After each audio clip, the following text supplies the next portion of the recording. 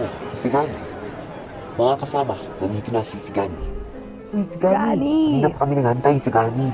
Pasensya na nang pinaghintay ko pa kayo. Mukhang si Pelayes na lamang ang ating hinihintay. Dapat sana, inanyan na lang natin si Basilio. Busy one ito.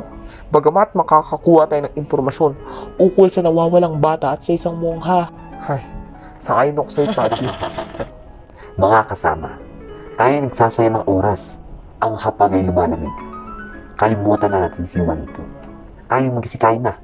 Narito ang pansit lang, pansit gisado, Gusto ko to. lumpiang inchik at tortang alimasag. Kaysa ito ang putahe, ito gawin natin para maging sulit ang ating pagdiripan. Ano naman yun, Pekson? Ipaghambing natin ang mga pagkain sa katangian ng mga praile at mamalaan. Gawin Sige, ako magsimula. Ang pansit lang ay dapat ialay kay Don Custodio, lalo na ang mga boto.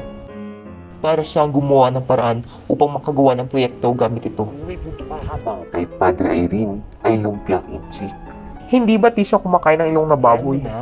Ang alimasag ay para sa mga praile kasi may pagkalimangon sila. Pansit gisado sa pamalaan at sa bayan. Ito ay katutubong lutuin. Ngunit ito lamang ay naialay sa mga inchik at hapon. Kaya Iba ang nakikinabang. karapat dapat ito ialay kay Quiroga.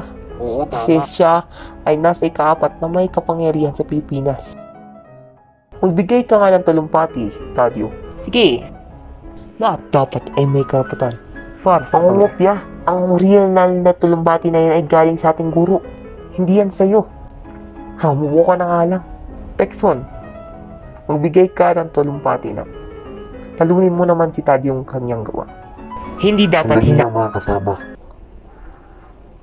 Parang ramdam kong na may nakikinig sa ating usapan.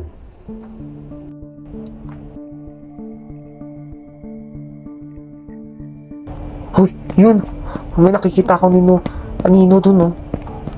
Eh, saan?